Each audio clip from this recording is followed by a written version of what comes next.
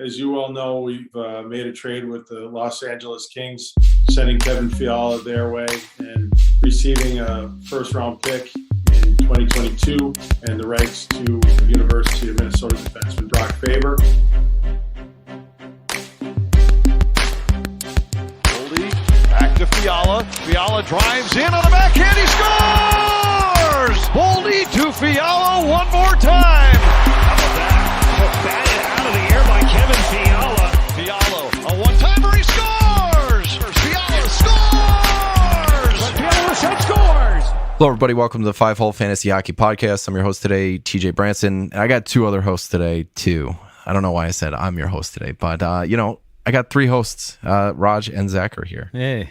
That's true. Hey. I'm not going to re-record that, so we're just going to onward. We got the Dynasty Mailbag today. We got the full top line in the house. So this is going to be the last episode of the Dynasty Series. We'll break into some other off-season content next week. If you guys want to find us, we're on Twitter at FHF Hockey. We are in the Fantasy Hockey Discord. If maybe you didn't know about the Dynasty Mailbag and you're listening to this and you want to get something in, just chirp us in the Discord, whatever.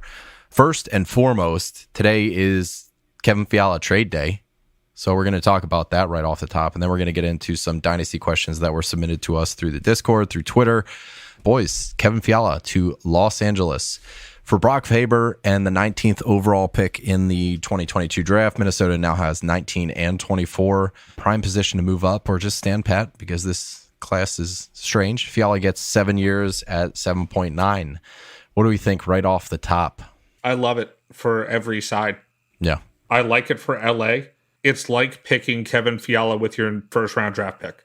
I see that as a win. They're a team that played a lot better than I fucking thought they were going to in the playoffs. Like, I thought that they were just going to be an easy out.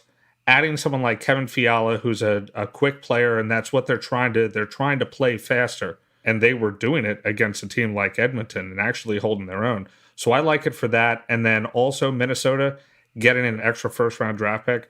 That's big. And it's a deep draft, so I like that end round of the draft. I feel like you're getting a middle rounder at the end of the first round. Rog, your take, bud? Yeah, I agree. I think it was a bit of a win-win. Fiala is so great, eye test for days, right? Like, he's so awesome. He just never seemed to put it together for a whole season. He just didn't quite fit. So I think it's going to be a good move. Yeah, he was being a little underutilized at times, right? Yeah. And just because he wasn't clicking, and it seemed like, hate to use the cliche, but the fresh start situation might actually happen here. He's going out to LA.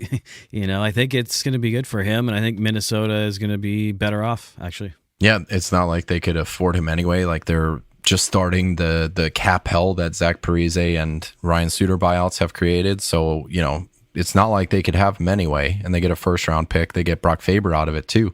Man, what do you guys think about Fiala? Rog, you were just talking about deployment. Where do you got him in LA?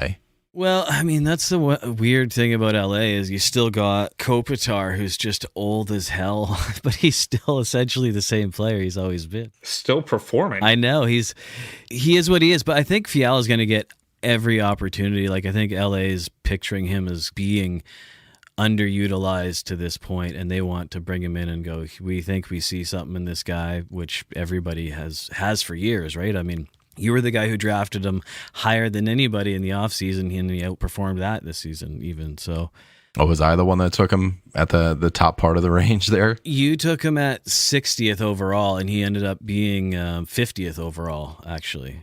And the ADP was basically 100. It was like 97.6, I think.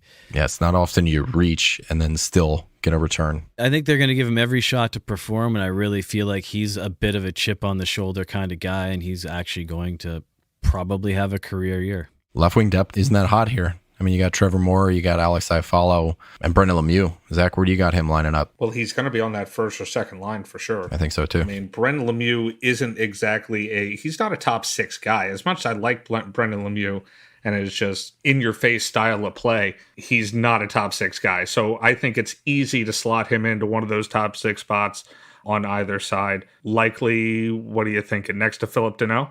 No, I think the Moore Deneau Arvidsson line was solid. So I'm pegging Fiala on the top line. So right there in that top six, like you're saying, it's Fiala, Kopitar, Kempe. That's your top line. Iafallo was kind of miscast as a top line left wing. So him with Byfield and Kaliev, I think solidifies your third line. Power play, I think Fiala gets top power play there. Deneau maybe moves down. He's taking face-offs on the second unit. Kaliev is going to hopefully stay on that top line.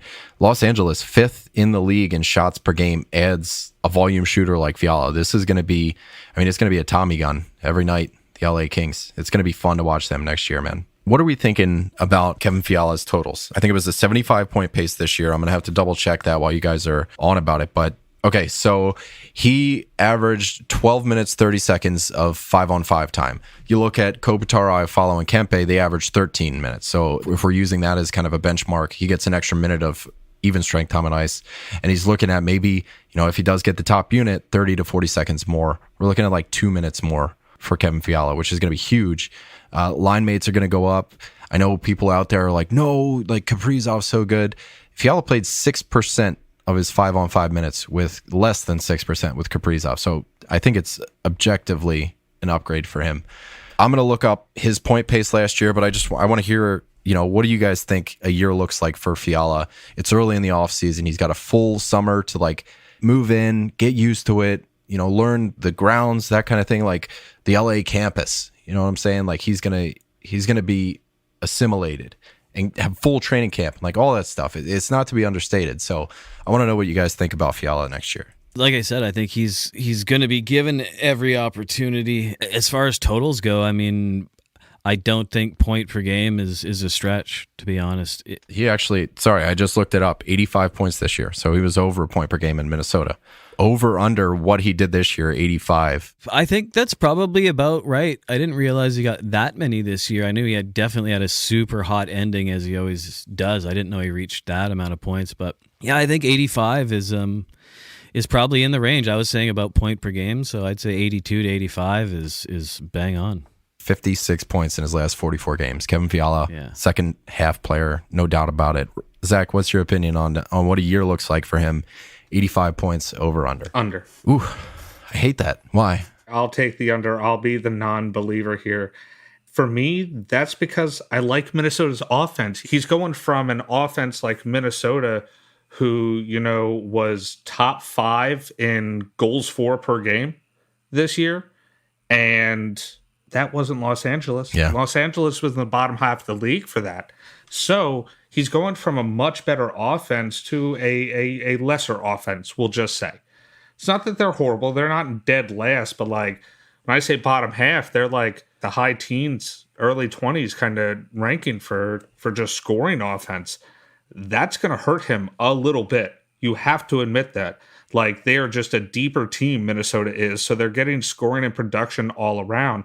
So the line mates are going to make a difference. I get it that he's going to that. He's probably going to be on that top line, but that top 6 in Minnesota was no joke. Strange how it worked. I got him I like 85 points. That was a really tough line. I thought he had 75 this year, but man, 85 points that's a jump from 69 2 years ago, 66 last year in terms of point pace. 85 this year. Great year for him to go get a contract. It sucks, but like I could buy the under, I could buy the over, I could buy the push. I think it's going to be 85 plus or minus 5.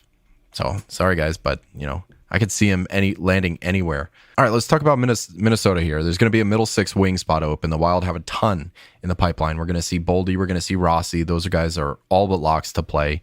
Boldy plays the wing. Rossi's a center, though. Rossi's a center, but Boldy can play wing. If I'm spoiling the rest here, I think it's going to be Boldy, but they've got guys. Adam Beckman's the left wing. They've got a ton of centers in the pipeline. Kushnedinov, Kovanov, Dewar, Hentej. I don't know how to say his Henteges, maybe. McBain, ton of options that they could move to the wing. They're not going to be shopping on the free agent market just because of how tight they are about to be against the cap. So it's going to be an in-house replacement or a hockey trade. Those are their only options to fill this. And for me, it's Boldy. It's got to be Boldy. I don't think that's new. I don't think that's new news. If Boldy wasn't there next year, it would be a big what the fuck moment. Really, I think it's Rossi that's going to, get the time up that he did not get last year. True enough. That's why Rossi is like a Calder Cup hopeful. I hope so too, man. I think this opens the door for Adam Beckman as, that left wing depth chart opens. I want to see a line that has Rossi, Boldy, and Freddie Gaudreau so fucking bad. That'd be tight. If they move Gaudreau to wing, yeah, I think that could be easy. That's Rossi moving in and the wing spot short up. So it's going to be a big year for Boldy, man. Like, I had Boldy here later because there are a bunch of questions like potential 22 and under players. Boldy had a 68-point pace in his rookie season. Boldy's my answer for that question. Boldy's going to be good. Raj, anything else to add on this Fiala the trade here? No, I think we covered it pretty well. I think a good all-around trade for both sides. Yes, sir. All right, Dynasty Mailbag. It's from Jagerbomb Steve. He says, ask Raj how he feels about trading the 3rd overall this year. Great. Yeah, I feel great about it. I think you traded it 2 years ago. I tried to find this trade. It's a little difficult on Fantrax, but I managed to go back and I used that trade to get Tolvanen. So I upgraded a pick to get Tolvanen in the entry draft when the league started. So it was the start of one of our dynasties. So in the end, what ended up happening is I basically ended up trading 2 firsts for Matt Barzal to you. Yeah, you did.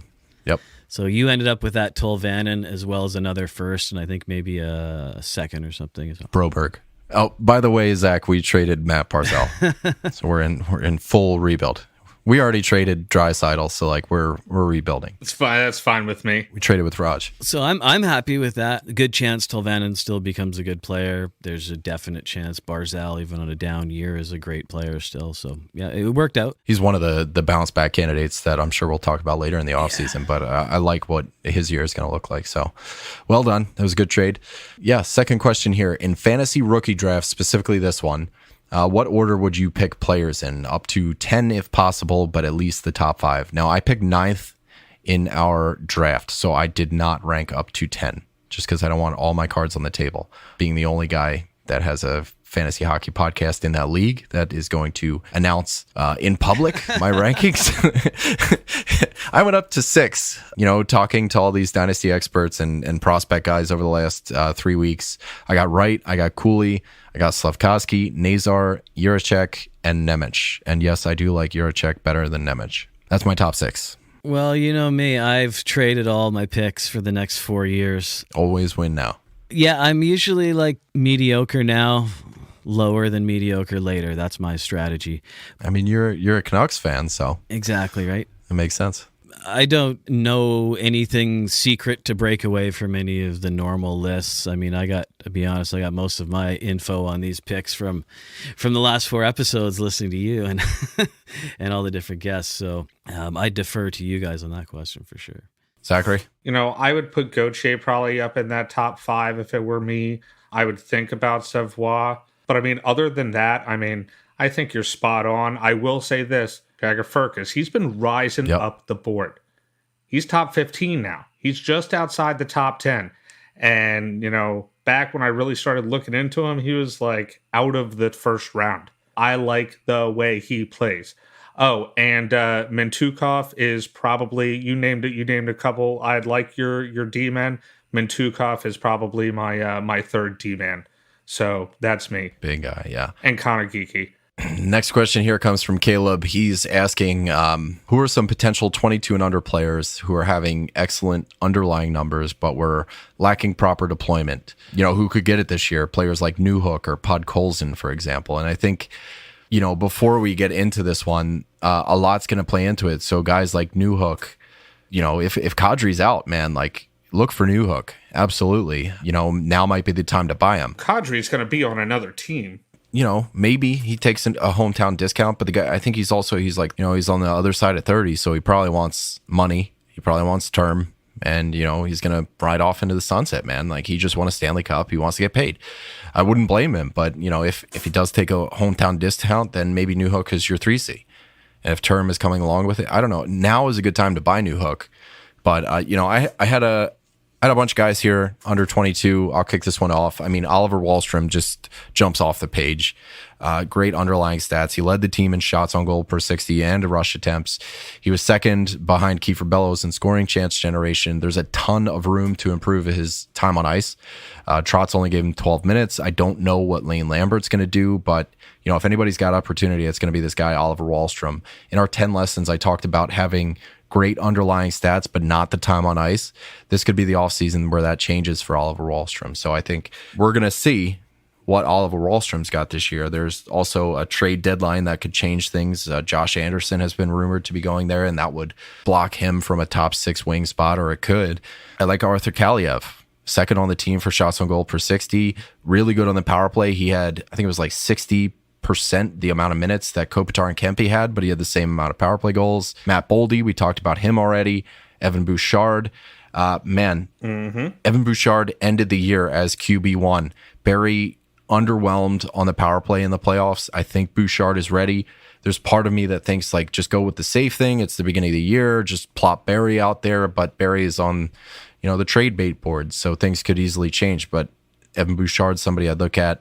I love my guy, Marty Febs. He just bangs. If you're in a banger league, Marty Febs is that guy.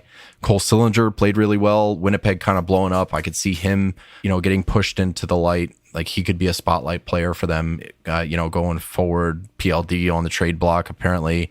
And then I got Nicholas Robertson here to close it out, because I think if Mishiev is out, if he wants $6 million and Toronto can't afford him, Nick Robertson's going up there, and he's going to have an opportunity to shine. I have a couple of guys that I wanted to throw in there that you didn't add in. I love Seth Jarvis. I think he's going to be staple to that top line. He's likely going to be playing with Aho, and I see Aho, even playing a bigger part, because in my eyes, he was a little wishy-washy this year, and he didn't step into that leadership role. I think he's going to take that next step next year, and Seth Jarvis is going to be a big proponent of that. And then the New Jersey Devils. I got Dawson Mercer. He's going to take a step up. That top 6 is looking fantastic in New Jersey. And just think about the jump that Jack Hughes made from that first year to that next year, from going from 20 years old to 21 years old, like Jack Hughes did, like Dawson Mercer is about to do. I think you're going to see that jump from him too. Jack Hughes straight flip-flopped. He went from being, 20 points under a point per game to 20 points over a point per game kind of shit. So I like Jack Hughes to continue the breakout. He's only 21, and then Dawson Mercer, who's only 20. Yeah, absolutely. I think, especially when JT Miller gets there, the guys on Jersey are going to blow up. I do think I got New Jersey making big moves. Yeah. They're going to be serious this year. Man, did they need a fucking goalie? How about it, huh? It's still going to be their downfall. The fucking shit-ass goalies they got. I don't think there's going to be a ton of wins, but them and Detroit are two of my favorite teams, actually, which is just bizarre to be saying out loud. A couple other guys that we didn't bring up, Lafreniere is still 22, so this is the time a guy like him is going to start getting better. He did make some big strides this year in his overall play, and you could see the team was getting a little more trustworthy with him. And I think he's going to make a big points jump this year. In the question, the person mentioned Pod Colson, which is, you mentioned Pod Colson around a Canucks fan, and you can sit down for about half an hour. He's about 21, 22, just turning 22. Towards the end of the season, he got a big bump at about April 7th. Till the end of the season, he went up to 16 minutes a game, and he was almost point per game once he got the proper deployment and playing alongside PD and got some decent minutes. Not power play points either, like just good 5-on-5 proper deployment was all he needed. So keep an eye on him if you can get him late, but you know what it's like trying to draft anyone from the Canucks. If there's anyone from Vancouver, you're not getting. He's probably going to go in the 3rd round. Yeah. No, I actually don't know what that's like, because in every draft that I'm in, there's always multiple Canucks fans that just draft all of the Canucks players. So I actually don't know what it's like to draft Canucks players. That's legitimate to watch, like with Vancouver, Toronto, sometimes the Rangers, but definitely Toronto and Vancouver. Like everyone's overvalued just because there's so many hockey freaks there. Next question is for us Philly guys. Okay, I think this was Purple Puddin' on Discord. He asks, I actually like Torts as a coach. Can you guys see any situation where he falls in love with certain young guys in the system, maybe some under the radar guys? I'm going to kick it off here. I am a strong believer in coaches play with what they're handed. You know, you don't try and shoehorn a square peg in a round hole if that's not what you have. And I think Torts is going to come into this knowing that there's a youth movement on the way. You know, you got guys that need time. There's not heavy expectations. I think Noah Cates is going to be somebody to look at. You know, Bobby Brink is somebody I'm really excited to see get an extended look. I think Cam York could make a push for power play one just based on the fact that we have nobody else. It's not Provorov. You know, we've been fucking around with that for years, and it's just not working. You know, Ryan Ellis could be back, but history has taught us that he won't be back. So there's a good chance that Cam York could get a real look. I think we have to reevaluate Morgan Frost and what his ceiling is. I don't think, you know, his draft year. I think they should go get Tony DeAngelo. I don't know. We don't have much money to play with this offseason. It's going to be boring. It's going to be shitty. Maybe we're going to trade Provorov. It's going to be a weird one, but you know, I don't think Carolina's going to keep him. That was a 1 year, wasn't it? Yeah, that's what I'm saying. Maybe. I think he stays. I think it's going to work out better than people are thinking. People love to hate Torts, and it's so easy. It's just like that's the easiest thing to do. And I'm one. Hate on him. I mean, I'm a fucking Canucks fan. He was the worst coach in the history of the Canucks, and basically, you had him for a year. He's a great coach. He was absolutely wrong for Vancouver. He really excels. Like if you look at when he won the Cup, he had a bunch of like a young LeCavalier and young guys. And he just drove them properly. He's usually a great coach for 1 or 2 years, and then people tune him out. And Philly needs some sort of direction, right? Like they had just all gone their separate ways long ago at this point. So even if it's we all hate the coach, at least there's something to rally behind there. And Tortorella is not a dinosaur in terms of coaching. He's a dinosaur when you hear him on the mic. You know, he gets himself in trouble with his words a lot, but as a coach, he's not actually that old school as people think. I mean, he's not a new all data guy, but he's definitely not. He doesn't throw that stuff away. I think what you're going to see is he's going to love a Konechny. He already loves Atkinson. Atkinson had his best season under Torts. As far as I'd heard, Atkinson was one of the guys, you know, like, yeah, let's get Torts. So I think you'll see an uptick in those couple of guys. And I mean, can you not see like Torts just deploying the shit out of a guy like Aristo and just saying, go get 400 hits this year? So I think in terms of fantasy, you might get a little bit more of the grit and a bit of the scoring out of the guys that are going to appreciate Torts' style. As far as like I guess the question was a lot about the young guys. They're going to have to be tough, I think. But if they are, I think it's going to be a big benefit, actually. Yeah, something about Ristolainen and John Tortorella's reputation for a defensive coach doesn't jive with me. But I could see him going out there and be like, this is what you do. Just like how, you know, in Rick and Morty, when Rick talks to that fucking robot, like, what is my purpose? Your purpose is to go hit people. and that's it. That's, you know, 400 hits could be what he does this year. Yeah. I serve butter. Just butter. He's out there serving butter. Next question is, should you hoard goalies in large leagues hoping that one will become a full NHL player? Yes. It's a double-edged sword, though. That's exactly what I had here. It's a double-edged sword. I mean, you know that there's people that do it, but like you got to be. It's just like anything else. You got to be good at it, or else it's gonna be a hindrance to your own team. That's what I had. You don't want to be throwing away the rest of your team to end up with hopefully one good goalie. I mean, the best you can even hope for is to have 2 good goalies. So if you're risking more sure things at other positions, I wouldn't go too far in that direction. I mean, after we spent the whole year talking about how volatile goalies are, like Zach said, you better know what you're doing if you're going to do it. I wouldn't wander willy-nilly into an all-G strategy. All prospects are lottery tickets at this point, and adding on to what you were saying about goalies kind of being the riskiest lottery ticket that there is, you got to be cautious of how many you have. Like, say you have 25 minors, it's not like you're going to have 12 goalies. So you got to be smart about it. You got to trim the fat if there's guys, you know, that just straight up have the remotest of a remote chance. Nobody's going to trade you for them just because they're a goalie.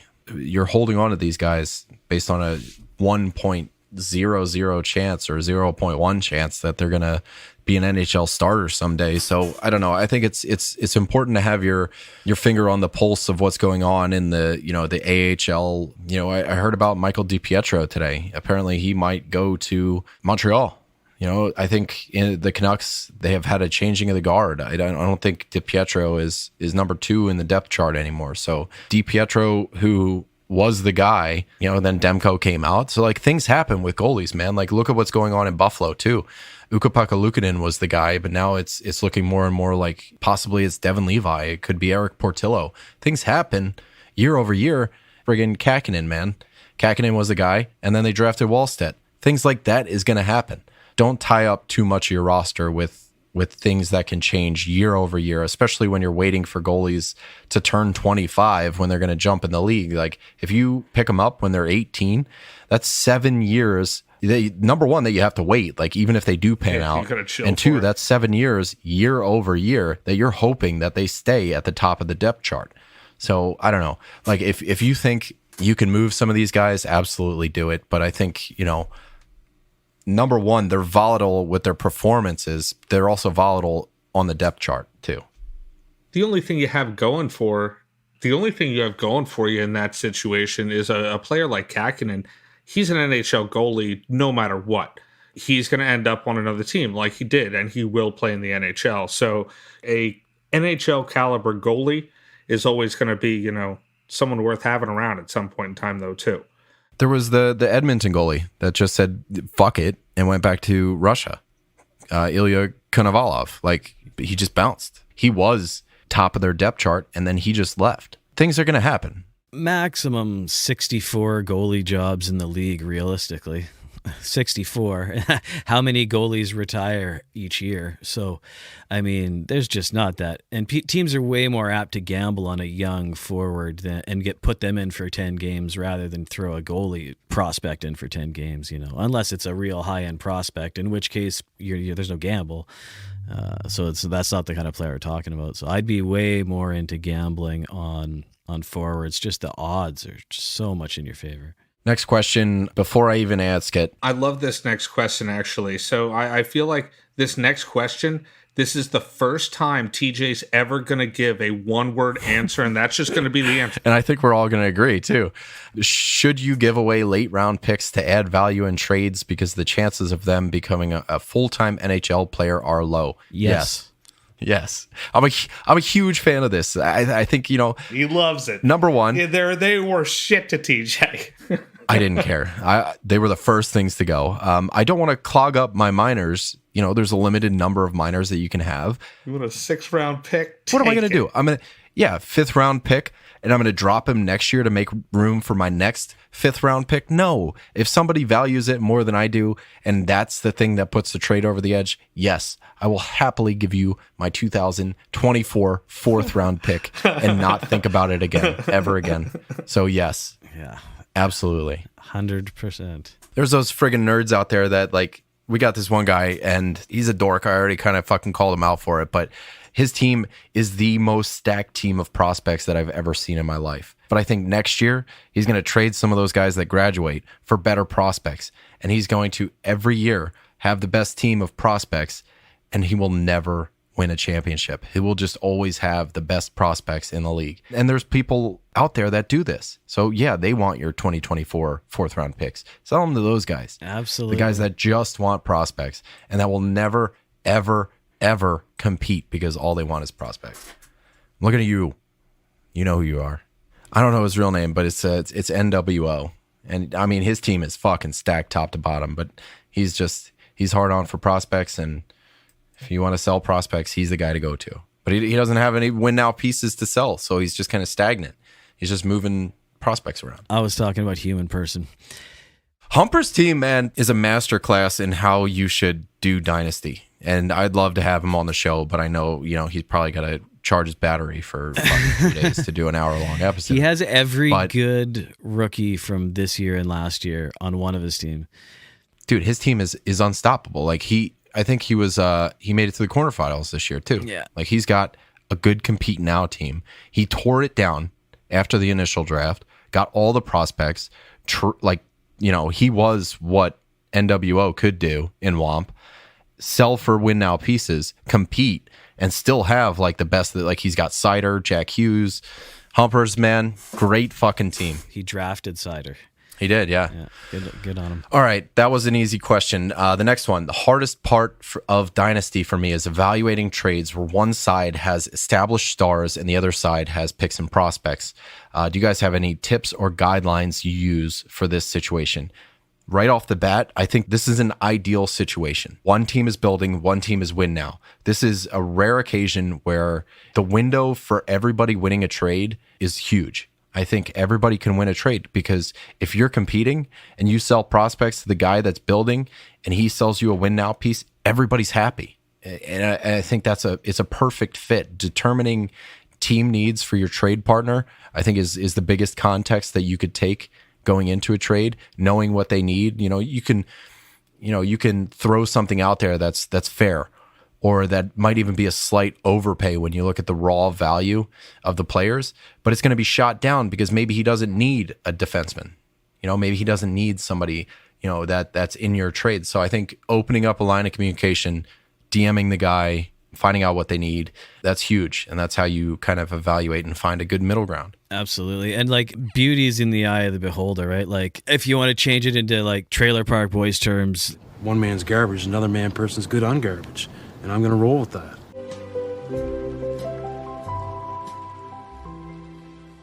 and that's absolutely true in a trade. Like on one of my teams right now, I'm super stoked to have JT Miller because I've got a team that's really good right now, a lot of good 25 to 27-year-olds. He fits right in. But on another team, I'm trying to rebuild, and JT Miller being 27, turning 28, and pretty hot topic right now, and he's fucking great. I'm thinking of moving him because that's a value piece I can build. You can get something real good for him. Yeah, and I mean, he's one of my favorite players, and I'm like literally today thinking about doing both things with the same player just based on the team I'm working with. So that's the most important thing, is you really got to evaluate direction and try to find somebody who's going in the opposite direction, like you were saying, right? Yeah, somebody that doesn't need those rebuilding pieces can give them to you, can benefit you, and you can give them a win now piece that benefits them. It's a perfect situation for a win-win. All right, next question. I think this is going to be an easy one too. Is it collusion to say? Is it collusion if you say I'll give you this in one league if you give me that in another league, as long as both trades are still pretty fair to both sides? Yes. Yes. That's collusion. Yes. Yes, that's like the definition. So don't do that. Okay, how do you guys decide between quality and quantity when it comes to swing games? Players that are, minor eligible but are playing in the NHL basically gives you an extra bench spot. Would you rather have one guy that gets you 2 to 3 points per game compared to two guys that are getting 1 to 2? Maybe a bad example, but would love to hear your guys' take on the whole quantity versus quality at the bottom end of your roster when competing. I am personally all about quality. I want my top level to be high quality, and I want my mid level to be quality too, because I can find those pieces in pickups and stuff like that. So I'm all about quality, not quantity. I don't want just a bunch of decent players. You're going to make it to the playoffs with a bunch of decent players, but then, have a whole bunch of mid level guys that are going to turn off at any given time. So quality, 100% for me. It really comes down to the league rules. I mean, we're specifically talking about dynasties, so you're usually not making tons of moves, like as compared to a redraft league, you're not on the wire as much. But I still think that it's nice to have that 1 or 2 positions where it is a quantity position. Like I want to have my my streamer spot full every night. And if that's coming from the minors and or even swapping guys out, depending on the depth of the dynasty, if it's a full dynasty, you're not really swapping guys in and out, but trying to have a few guys with that minor eligibility. But, you do have to draw the line. It's not all about games played. I'd rather, especially with those fringe players, I mean, the reason they're fringe players is they're not great players. So trying to have that spot filled every night is the most important thing, however you're going to do it. I think my take is it's important to have both. I think those quality players Zach's talking about, maybe you drafted and you've cultivated, you've brought them to fruition. Those are your quality guys, the guys you hung on to, the Kalievs, the Boldies, the guys that are paying dividends. But to have those depth pieces still switching in. Like I had a guy, Nico Sturm, right? So he's playing fourth line minutes, but he's just getting stats on a night. I think it's important to have those guys too, but you're not filling up your roster with swing players. You know, the more you have, the better, obviously, because it extends your bench a little bit. But I think, you know, if you divide up your minors into thirds, if you have a 25 player minors system, you know, maybe you have 6 or 7 that are swings. And there could be guys that are pretty high value, but then there are guys that are just going to, you know, get you 2 points that night, 1 point, whatever, something that's going to slowly pad the stats. You know, the last third can be really kind of useful. You got to watch their games played too, because I'm on the hook for Nico Sturm now. He graduated, so he's on my team. So he's not a swing anymore, and now he's my player. I got to buy him out or trade him or drop him or whatever. But, you know, if you have free minor drops, it makes things a little more interesting, because you can always pick up the next, you know, somebody that with less games played. Or there are leagues. I was in a league with Zeb. Before the season starts, you have to decide whether or not you're graduating somebody. So there was no swings in that league. So there's different things out there, but I think it's important to have both. Everybody wants quality, but when you can't do that, quantity also helps a little bit too. So this next question was my favorite. Who is an under 25 defenseman that we should buy this offseason? I don't know if it's based on, you know, value. I assume it's based on value. Like, you know, you can buy for cheap and it's going to, you know, huge dividends, that kind of thing. I have a couple expensive players in here, but I want to know who you guys like. Well, I mean, I don't really understand, like, if you meant, like, if we should buy their performance or people he wanted to go out and buy. Yeah, like who should you trade for? Man, there's a lot of great under 25D these days. Like they didn't even get playing time 10 years ago, and there's a bunch.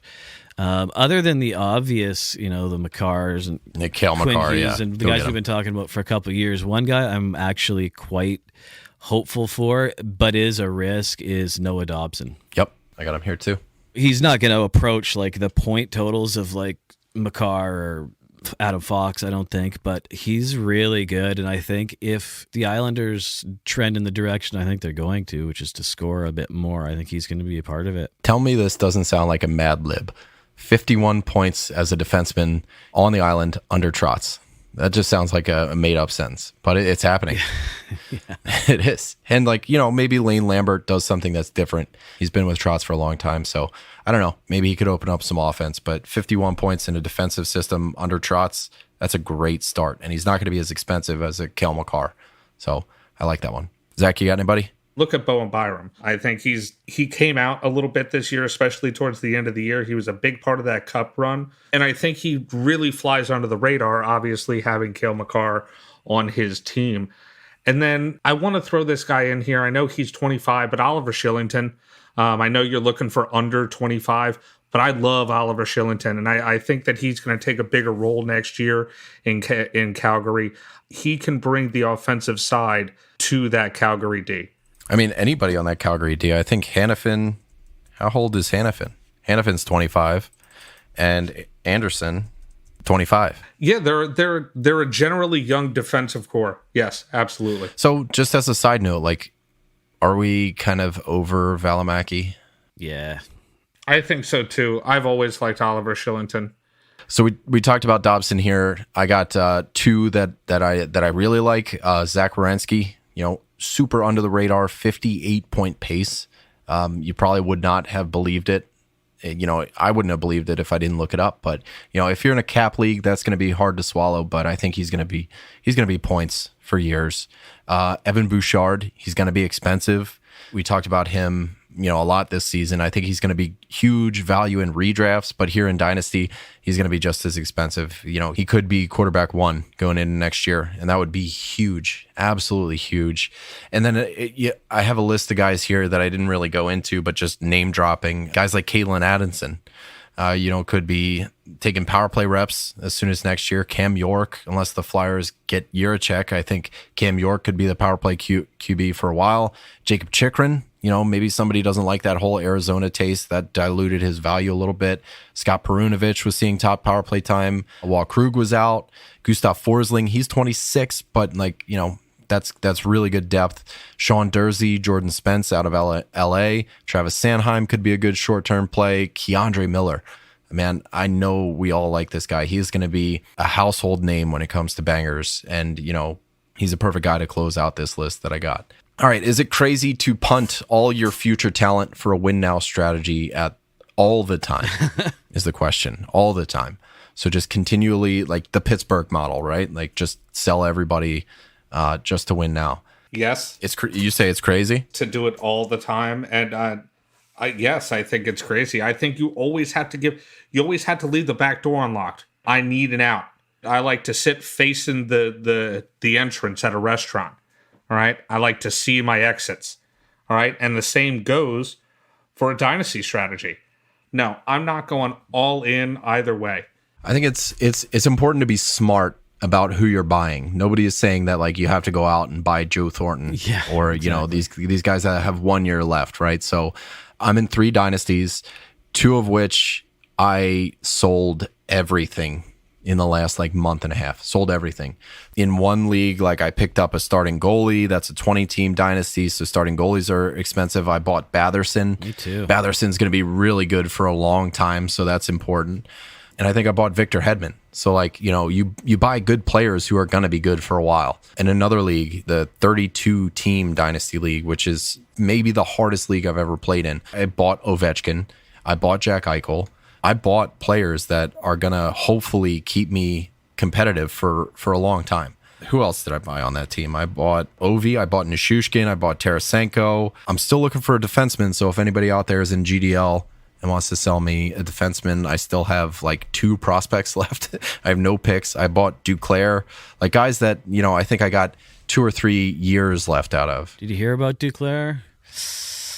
He's out for, I think it was like a month. It's his Got that Achilles, yeah. Achilles, yeah. They didn't say too long, like he might be back, but that one tends to linger if you're not careful. So hopefully he's okay. I think the point of every year is to win. So if you can win, go do it. You can go for the slow burn and form a true dynasty by way of, getting a solid group of young talent, waiting it out, and then, that gives you a chance to own 5 years. But again, nobody's telling you to sell Cole Caulfield for Joe Thornton here. So you make a push, trade for smart players, and then you warp through that waiting phase. You put yourself right into contention instead of waiting on these guys. Yeah, I quit a few dynasties this year so I could focus on 3. Because I think I was up to like 5 or 6, and I wanted to get more into it. And on one of my teams, I did that over the past week. I basically sold off my next 4 years, but I also sold off all my old guys. So I have a really competitive team between like 23 to 27-year-old players on one team. And it's going to be win now, but then the strategy is to not sell picks in the next couple of years. Like, you do have to plan it out so your players line up. You don't want to have like one great player and then in a few years you have one great player and then in a few years you have one great player. Like, you have to make sure it lines up. Otherwise you're just, where Minnesota's been for the past 20 years of just like a bubble team. Yep. Then you're in the middle, you're not winning anything and you're not getting a good pick. All right, we got 2 questions left. This next one is it's an ethics question. We got Connor Bedard next year. We got Mishkov. We got Fantilli. Top 3 looks really enticing. So a lot of people are going to be tanking this year. From a commissioner's standpoint, how would you attempt to keep the league integrity in check if multiple teams begin to tank? And for me, I think as long as your lineups are set, totally, there's no big deal. I think, if somebody's like ghosting their lineups, I think what I would do in this instance, you remember Arizona cheated at the combine and they lost their first round pick? Yep. Do that. 25% of your rosters are not set, then you don't have a first round pick. We will skip you. And, you could do something like that. Even Fantrax now has the one button, set your lineups. So if you can't be bothered to set your lineups now, at least like 80, 90% of the time, like, you just shouldn't be in the league anyways. And that's a definite tank. Like, but the one thing that, I don't know if it was just in the wording there, but a particular word they said in there was if a couple teams start tanking, you need to deal with it right now. Like, don't wait until it happens and then try to scramble. But you didn't tell us we couldn't tank so that people can tank, right? So I think you got to say something now. You could just say, because it's such a crazy year, it's a full-on lottery. But I like what you said, or just set a minimum games played limit and just tell everyone to monitor that lineups are being set. Yeah. I think it's important to stay on top of it and, like you said, nip it in the bud before it creates a problem. Last question we got is from our buddy Joe. It's about taking over a team, coming into a dynasty that's already established. Maybe you don't have first-round picks. How would you go about coming into a new league? There's a lot of questions that kind of like spur off of this one. Like, how do you evaluate trades for this certain league? Maybe go through the transaction history, see what values are there. How do you go about, like, when you take over a team that's not set up for a rebuild and is maybe not, the strongest? There's a reason that team's not owned, right? So like, you're coming into probably a mess, but like, what would you do coming into a new league? And how would you evaluate your team and what direction you're going to go in? Well, obviously, I think that you have to start by analyzing your team, figuring out what your team is going to be doing. Are you going to be going right into a rebuild? Are you going to be trying to go for something? Because that does happen too. Not every team that people just randomly pick up is bad. Sometimes people just can't do it anymore. And, you could get lucky. And, we've had teams where, hey, man, you're the new person on the block. You actually got McDavid on your team. Like, that's just, you got lucky. You had the best player in the league. There you go. So it's not always all bad. Yeah, there's certain instances like that where your hand is forced. You have to compete. If you have McDavid, like you make win now moves. So number one, it's evaluate your team. And then number two, I think a big part of it, I think it's good to make trades. You can get a feel for people. And just because you're offering trades and talking to people doesn't mean that you have to do it. There are going to be people that if you're the new guy on the block, they might try to take advantage of you. Get a lay of the land. That's why I say, at least offer some trades, kick some tires. The worst people can say is no, or, try to screw you, and then you just don't do it. There's nothing saying you have to say yes. But kicking the tires and seeing what kind of league you're in, that's a good way to, kind of kick things off, I think. Yeah, I took over a team not too long ago. It was kind of a middle team, like good prospects, good team. It wasn't set up for a rebuild and it wasn't set to win. There are teams in this league that were dominant. There are teams like this guy that has every good prospect. So it was like, it didn't make sense to be a builder because it's just, how do you compete with the guy that has nothing but blue chips? So I went out into the team chat and I was like, listen, like, I don't know what my team's going to do. Somebody send me a trade that makes sense and that will determine what direction I go into. Like, if you want my prospects, offer me something that makes sense. If you want my win now pieces, offer me something that makes sense. And I will feel out what direction I want to go based on what trades make sense for me. And it was important for me to like kind of give it a couple days. Like, this is a league where trades happen every day. It's a very trade-heavy team, very active. It's fun. I have Igor Afanasyev left. That's like the only prospect I have left on this team. So I'm not making much more moves. I wound up. I sold like all my picks plus 5 really good prospects for a package of starting goalie Gibson, Hedman, and Batherson, and like I think maybe one other piece, I forget. But that was the thing that was like, okay, I'm win now. But yeah, I think it's important to see other people trade, see what the values are. Don't let people take advantage of you. Don't take advantage of the new guy. I think that's an important integrity, ethics thing to shout out there. And just kind of marinate for a little bit. And I think what I did, it made my decision for me. I said, I've got prospects. I've got win now pieces. You guys decide for me what direction I'm going to go in. Send me something that makes sense for me. In our world, the Discord is huge, right? Like every dynasty league tends to have some sort of dynasty chat, whether it's through Discord or Facebook Messenger or whatever your league uses. I love the Discord platform. That seems to be where most people do. But start talking to people and you get a good idea. Like if you are in a league with a bunch of Canucks idiots, like start looking to shop JT Miller right now. Start trying to, but get involved and get a lay of the land, because The other thing I would do is, really identify your key pieces and don't be afraid to move them. But like, if you're a shitty team, the bottom half of your roster doesn't matter. If anybody wants anybody, do a lot of stack trades and try to do a lot of 3 or 2 for 1 plus picks to just build some assets of some kind. If it's just a dump team, then have a direction. Don't like try to have a bunch of prospects and a bunch of great players and a bunch of veterans. You are not going to be able to do that. Like,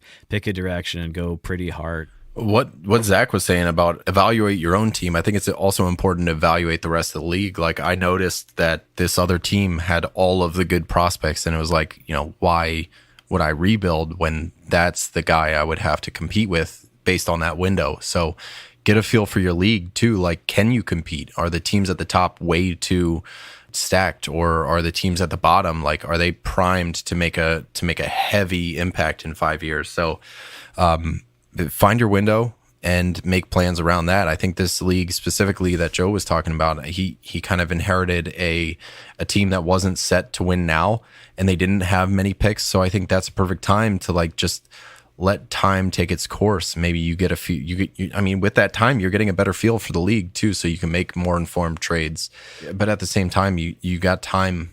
You don't need to win right now. If it's a money league, yeah, you probably want to win. You're not going to pay $50 year over year just to have prospects. So figure it out. I think, find out where your window could possibly fit, where the least condensed area of windows is. Because if everybody's window is 5 years from now, you're going to have a hell of a time. Maybe win now is the time to go. So, it's important to get a total scan of your league.